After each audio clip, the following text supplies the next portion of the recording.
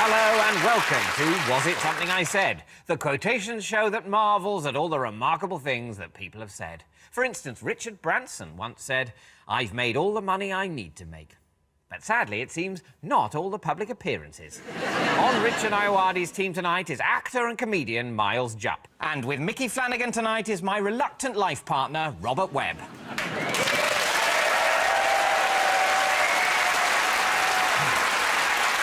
And here to read out our quotations is an actor who once said, "I'm a great worrier, truly, all the time. Worry, worry, worry. Still asking myself, will I ever make it?" Well, if the question was, on to a Channel 4 panel show, the answer is yes. Please welcome actor and star of Game of Thrones, Charles Dance.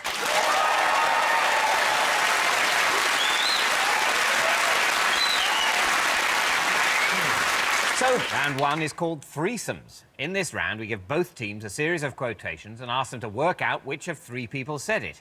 If you want to play along at home, you can do so on Twitter by following @SomethingISaid, or in an exciting breakthrough for interactive technology, you can shout the answers at your TV screen. We can hear you, but we're very professional, so we won't react. The theme of this week's threesome is school days.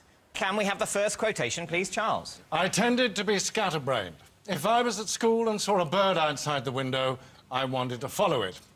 Once, I jumped off a roof thinking I could fly. R. Kelly.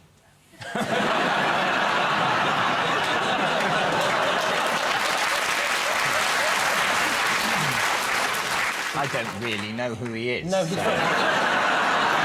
I know, he's a very self-reflective man, a little like Michel de Montaigne. I don't really know who that is either. I thought being scatterbrained is if you scattered too much. It's a sort of consequence of overwrapping, isn't it? I thought scat was a word for people who like to do sexual things with poo. I see I was on shaky ground with my Michel de Montaigne reference. I want this show to be a place where those references and the references to sex with poo live happily alongside each other. I can tell you it's none of the people you've mentioned so far. I'm gonna give you the threesome it might be. So was it actor Sylvester Stallone, author Ian Fleming, or Professor Stephen Hawking? It's a bit mean of Ian Fleming to be threatening Stephen Hawking with a gun. It was quite a day when the three of them agreed to be photographed together. I don't think it's Sylvester Stallone because it says school.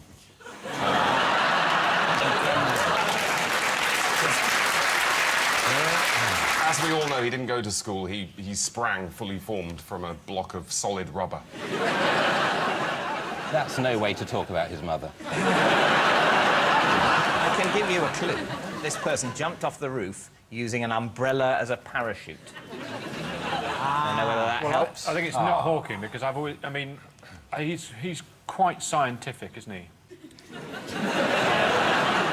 I think it is Hawking because he was thinking about the universe the whole time, and he's like black holes and everything. He's basically a Time Lord, and he's got a lot of stuff going through his mind, and it's very difficult to expect him to concentrate on the formation of an oxbow lake. And he might just, you know, he might have been a bit scatty at school. You think it happened during geography? Yes. I think that's probably statistically, it's probably likely that geography is the easiest lesson to get distracted in that it combines being very boring with being very unimportant. I think that's fair to say. I don't think anyone would... Can any of these men actually fly? Not unaided. I mean, who knows what the professor's wheelchair may be capable of now? Just because where the quote ends, thinking I could fly... We don't know what the next sentence is. I mean, it could be, I could. Another clue is that this person was bullied at school. Stallone. You think it's Stallone? Yeah, because this is what it's all about. The bullying led to... Oh, I can't wait to be Rocky. Yeah. Oh, I wish I was Rocky. Yeah. Oh, I won't do that if I'm Rocky. They drew first blood! They drew first blood! You're going Stallone? I'm going Stallone. Yeah. And Richard and Miles? I think Ian Fleming is more likely. We won't provide reasons. You refuse to give I reasons? refuse reasons. Well, the answer is Sylvester Stallone. So, Micky...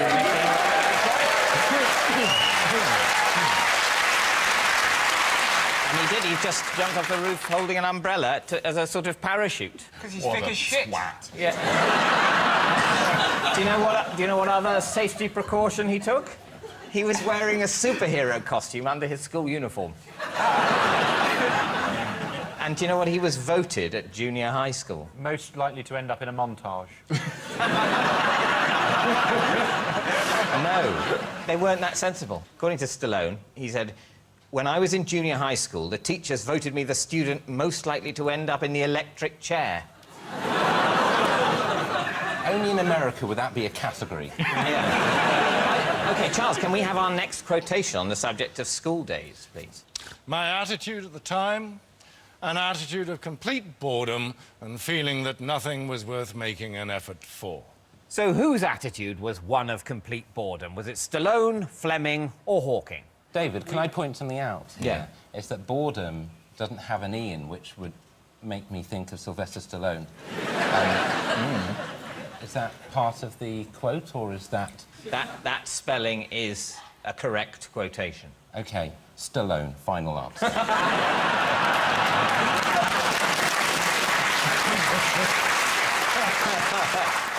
This sort of sounds like a mission statement for Tower Hamlets Council.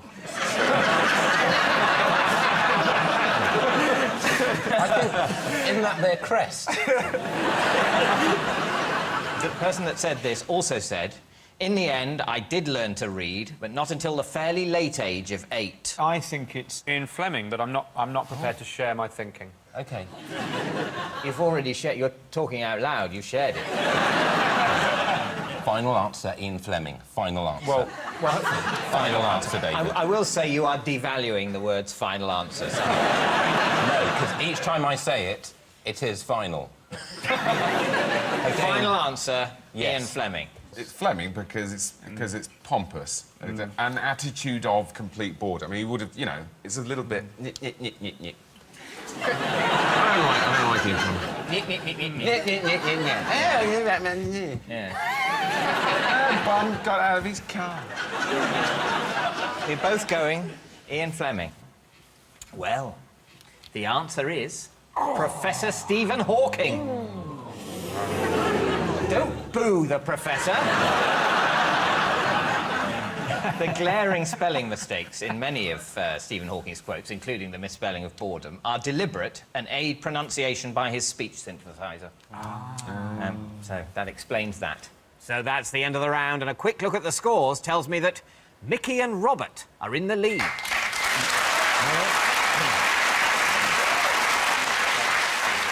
I ask Charles something? Charles? Yes. You were in For Your Eyes Only, weren't you? Yes, I was. Yes, great lap dancing club, really. The Southampton one is fantastic. Is it? Oh, yeah. But when you were in For Your Eyes Only, was it amazing fun to be in a Bond film, or was it just like another job? I had one line, which the director wanted to cut, and Roger Moore, bless him, said, no, you can't cut the line. It's very important. He said, all right, Charles, you hang on to the line, Charles. And he kind of resented me for the rest of the film, having to restore my line, I think. And now Charles wants to say his line. All right, come on. Can you remember your line? Yes, get in.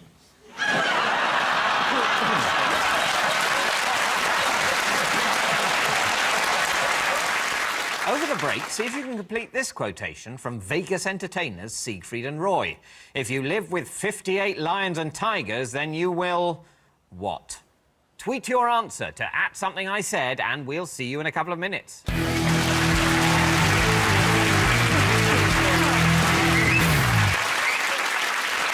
Welcome back to Was It Something I Said? Before the break, we asked you to complete this quotation from Siegfried and Roy. If you live with 58 lions and tigers, then you will... what? Wish you'd stopped at 3. You spend a lot of time opening hospital. great big fucking tins. Oh,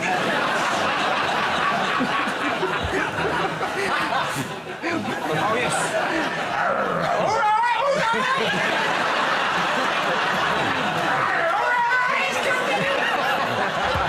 It's difficult to go on holiday. And become becomes more difficult. Oh, I'm off to Tenerife. Yeah, the house is free. Yep. I'd love you to sit. There's one catch that has been putting some people off.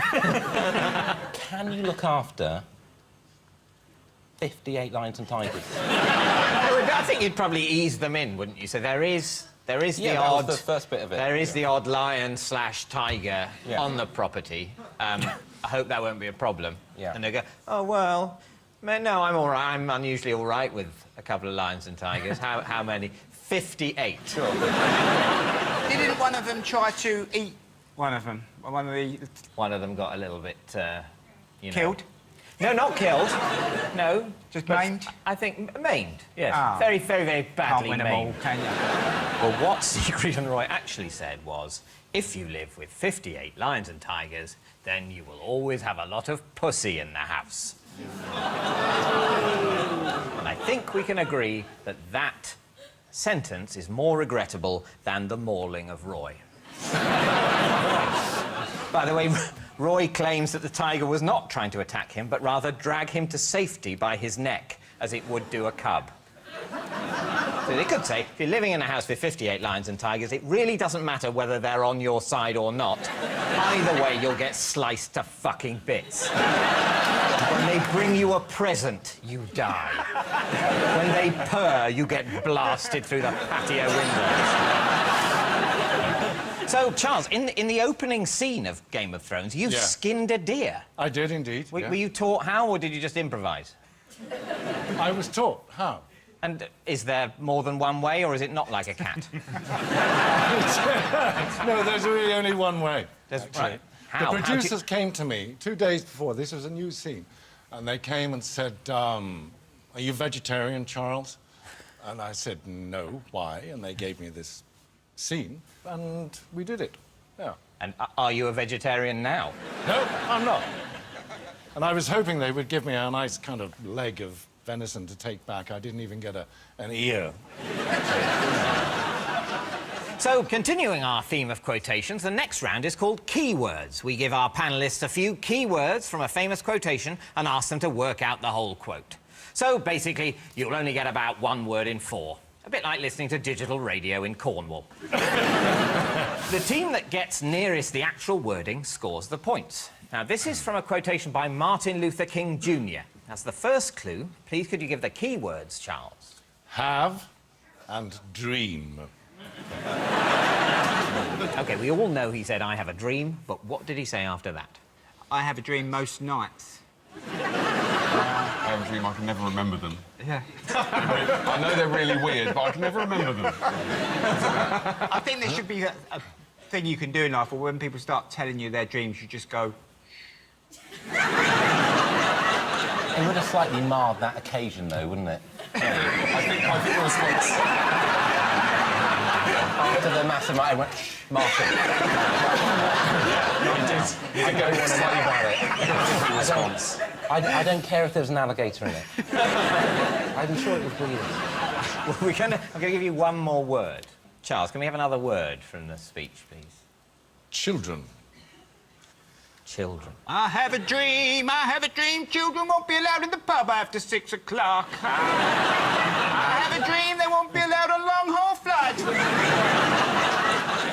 They'll push you for an answer each. What you have to do is say your closest go, each team, and then the one that gets closest, I'll give a point to. And if you're both really close, I'll give you both a point. And if neither of you are at all close, I won't give either of you a point. Well, but they're both getting a point, neither of you getting a point, that's essentially, that doesn't matter. Yeah. It's if one gets a point and the other doesn't, that's when it gets... And I don't think I'm using hyperbole when I say fucking exciting. Yeah.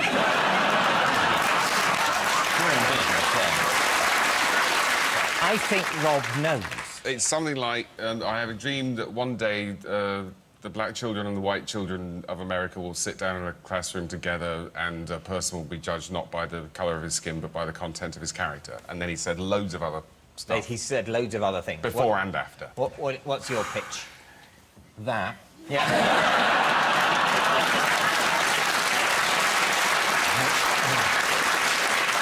With the addition of, because this is the bit I remember, it's 4 children, because I thought, oh, he's managing to get a lot done and cope with the childcare. There's 4 children, that's no picnic. Only for a cannibal. Yeah, sure. Yeah. And even then, it's more of an aperitif. It's a snack. Yeah. I think I'm tremendously impressed. Charles, can you give us the full quotation, please? I have a dream that my 4 little children will one day live in a nation where they will not be judged by the colour of their skin, but by the content of their character.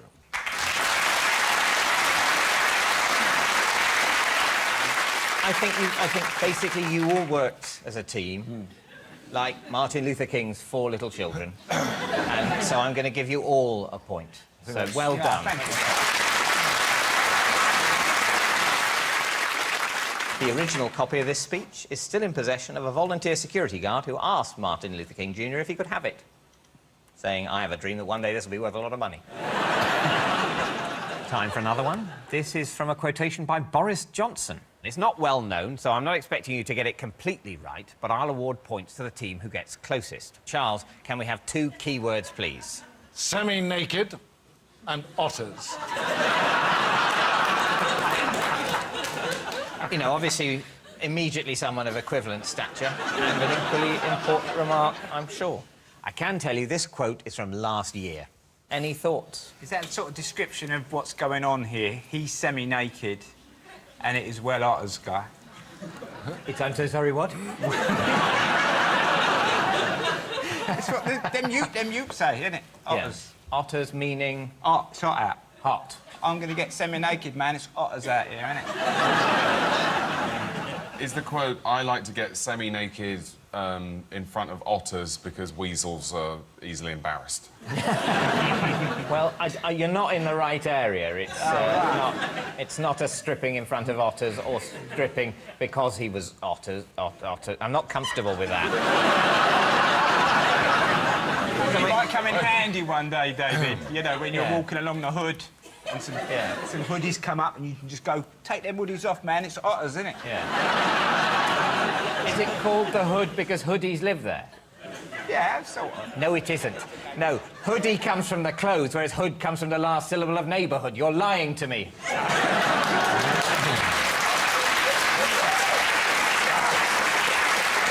going to give you a clue. Charles, can we have one more word of the Boris Johnson piece of rhetoric, please? Horse. I think it's something like he's gone, oh, London's going to be full of people, semi-naked, they'll be swimming like otters, they'll be riding horses. It's going to be...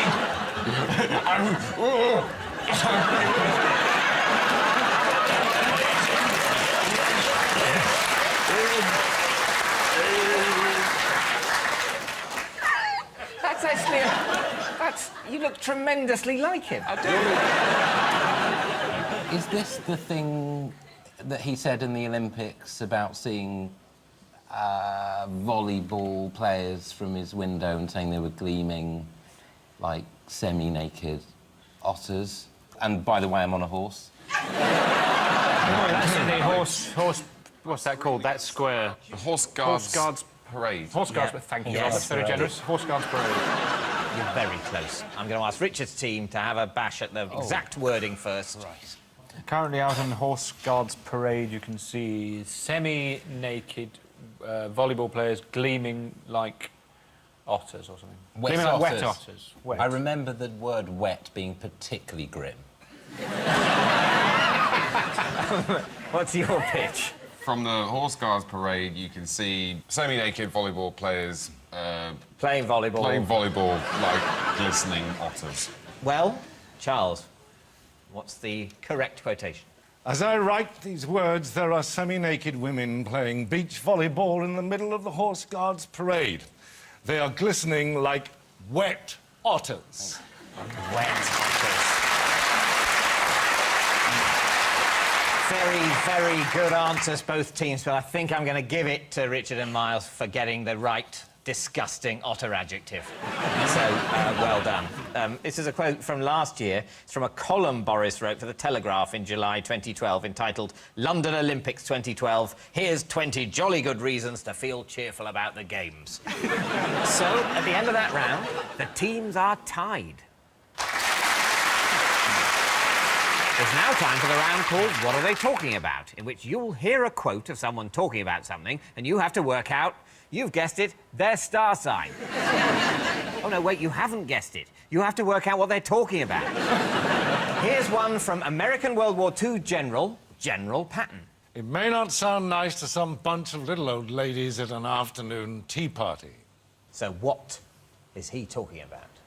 I don't know why everyone worries about upsetting little old lady. Well, also, it's always a little old lady. Some of them are right slags, I tell you. Yeah, I used to work in a factory and this old girl come up to me. She went, "You know, you lot, you all talk about sucking cock all the time. We used to suck cock." When an air raid comes over, you get on your hands and your knees and you get on with it and you go...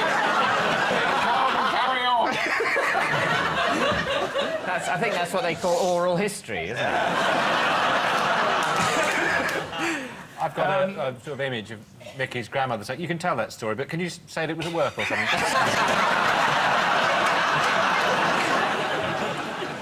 Is it about war? That war may not sound nice to old ladies when they're trying to have a cup of tea? You're on the right lines. I know he said something about, we're going to get over and kill these Germans, because if you don't, they'll beat you to death with a sock full of shit.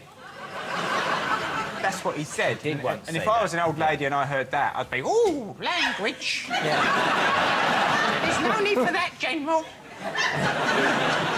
Well, I think I have to give Micky and Robert the point. Well, Charles, can we have the full quotation, please? When I want my men to remember something important, to really make it stick, I give it to them double dirty.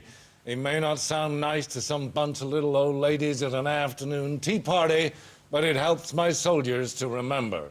You can't run an army without profanity. Patton was talking about his copious profanity when motivating his men. It was Patton's devotion to military profanity which caused him to petition so passionately to end the war by dropping the C-bomb on Japan. Do you want to hear some more of Patton's remarks? He said, "I don't want any messages saying I'm holding my position. We're not holding a goddamn thing. We're advancing constantly and we're not interested in holding anything except the enemy's balls. We're going to hold him by the balls and we're going to kick him in the ass. Twist his balls and kick the living shit out of him all the time. We're going to go through the enemy like shit through a tin horn." That's what I call advanced strategy. And you were absolutely right, Micky, that he said a man has to be alert all the time if he expects to keep on breathing. If not, some German son of a bitch will sneak up behind him and beat him to death with a sock full of shit. How long do you think it would take to kill someone with a sock of shit? I think they'd end up going, could you go and get something a bit heavier, please? Because this is just bruising me really badly, and if you're going to kill me, could you hurry up? Because... I don't think you have that option. When someone's chosen that particularly sadistic form of execution, you just have to wait. It might take years. It might be some infection caused by the shit that gets you in the end, rather than the impact of the sock. So that's the end of the round, and a quick look at the scores tells me that Micky and Robert are in the lead. Over the break, see if you can complete this quotation from Jennifer Aniston when she was dating Brad Pitt. The best smell in the world is what? Tweet your answer to @somethingIsaid, and we'll see you in a couple of minutes.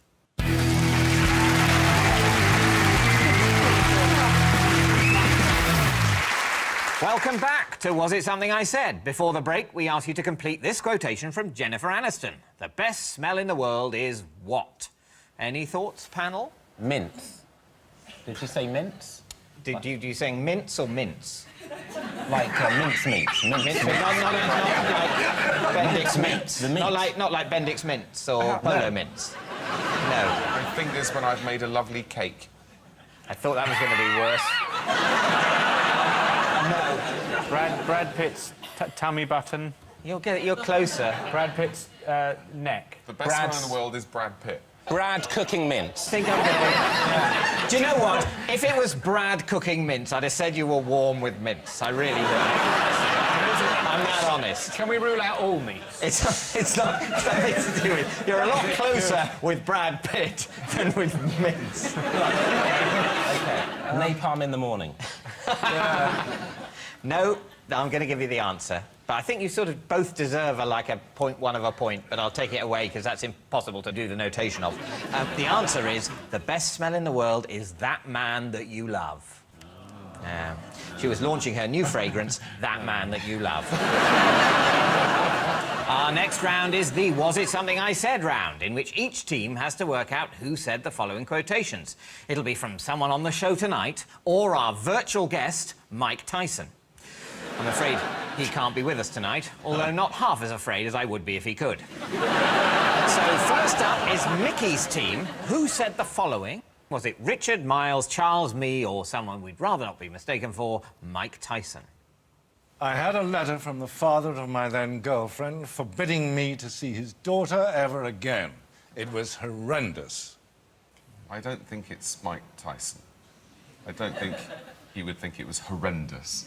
Yeah. I think he'd just go around and bite the man's ear off. He's calmed down a lot now. You think? OK. You know he keeps pigeons. He's got a gentler side. He has, He's yeah. horrible to humans said- and rather nice to pigeons.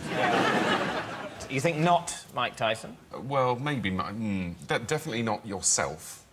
I know David has a couple of then-girlfriends, but I can't imagine either of their fathers forbidding you from doing anything, really. No. I think this is erring towards Charles. It's the sort of thing think he would say, isn't it? It's, yeah, forbidding is a little bit old school. Well, I'm just that, you know... Obviously, you know, our father... It's all right, Charles. Yeah. What the fuck have I done? We're of a generation where our fathers were all hippies. Whereas the father of a young lady you might be dating would have been from the 30s. The father of. No, I'm not saying you're from the 30s. Jesus. What are you saying, Charles? I think we're going to go for Charles. I can see it. I had a letter from the father of my then girlfriend forbidding me to see his daughter ever again. Boris Johnson isn't one of the options. It's beautifully constructed. A letter from the father of my then girlfriend forbidding me to see... It's Charles. It's Charles. Yeah. It is Charles. Yeah. Hey!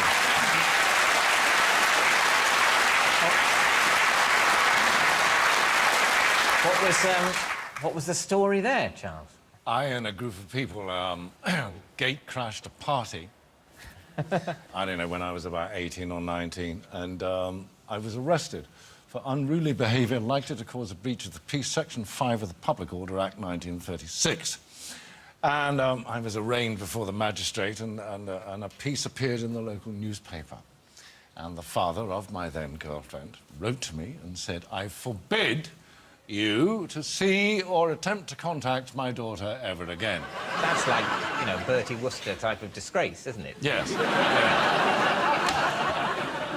I dropped all my cards. Oh. Sorry. He got down really well there.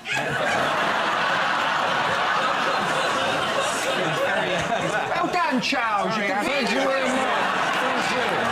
Thank you. Charles, can we have the next quotation, please? Christ gave me my gold star for winning the three-legged race. Was it Richard, Miles, Charles, me, or Mike Tyson?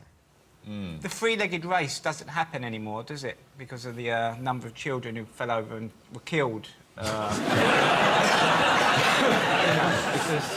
when you tie two children together, one of them's much fatter than the other one.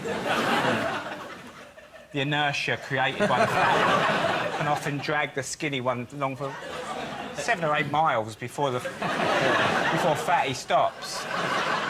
I think Richard, and I don't know why. I'm also thinking that your dad's a priest. Minister, yeah. A minister, yeah. You're not supposed to cross-examine. I mean, Mike Tyson isn't here to defend himself. Yeah, but he would be in a three-legged race with Mike Tyson. Imagine someone Well, saying, when he "You're was- with Mike." He'd go, Even when he was 5. "Yeah, yeah." All right, Mike. I'm gonna bat your face off.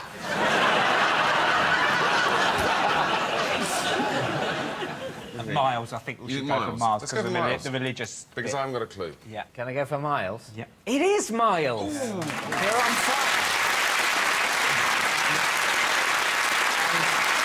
Miles, what was the scenario? The only race in my life that I've ever won has been a three-legged one. And Robert Powell was at the back, who played Jesus. He was there because his children attended the school, not because he was researching a part. He was going to be playing a boy in his next thing, so he went to watch the children at school. He was there, and the headmistress said, and I hope to this day there weren't other famous people there, because she went, now, who's the most famous person here today? And then eventually she said, oh, Mr. Powell, you come down. And he came and handed out the prizes. And so Robert Powell, Jesus of Nazareth, gave me my... Christ, as he was then known. So next up, it's Richard's team. Who said the following? Was it Micky, Robert, Charles, me, or Mike Tyson? My first proper kiss was from Cara Shucksmith when I was 13 or 14.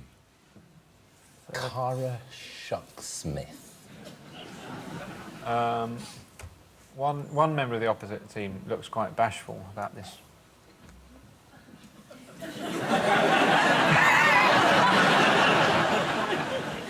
My gut instinct is this is Robert.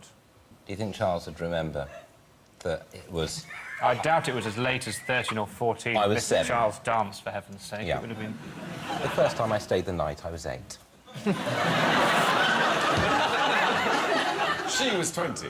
Let's just clear that. Cara Shucksmith?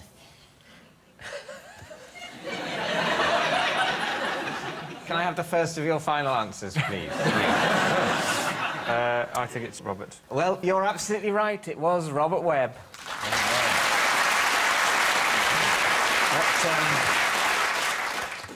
What are you going to say for yourself? Well, it was her idea. Yes, there was she had a party. Her dad used to run a pub, and he closed the pub for the night and let these children come to play. And her older sister showed us how we were supposed to... she was supposed to put her hands there, and I put my hands there, and that's how you do a slow dance. And then some kissing started.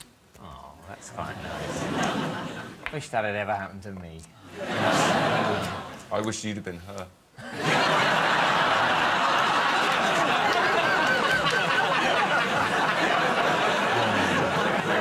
That saved a lot of time. Charles, can we have the next quotation, please? I have to be dragged into a suit and tie. There's a pair of Levi's and a T-shirt in my wardrobe that I live and die in. So was it Micky, Robert, Charles, me, or Mike Tyson? I don't know that you own a pair of Levi's. Well, Unless... I'm glad you don't know exactly what I own. Yeah. Charles wears a suit incredibly well, and I happen to know his tailor. I think... Micky, you sometimes wear suits, don't you, I think, in your... Court appearances. I used to live near Robert, and I have to say I've never seen him looking as smart as he does now. I think Robert is more of a Levi's and T-shirt sort of a guy. I think it's the kind of thing Chuck D would say. Chuck D.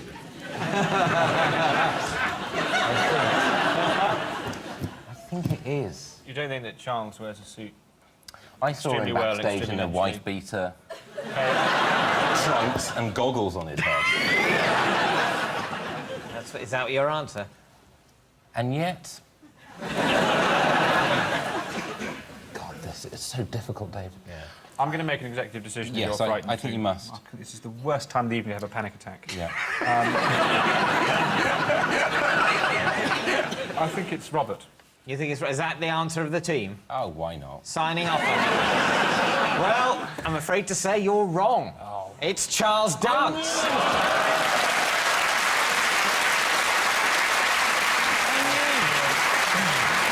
Well, I'm afraid that's all we've got time for, and a quick look at the scores tells me this week's winners are Micky and Robert.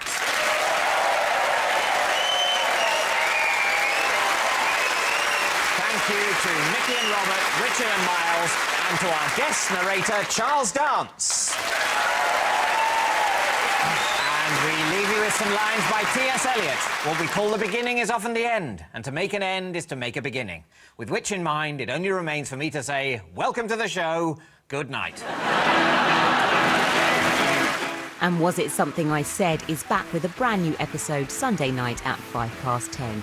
Next tonight, shouted at any good TV lately?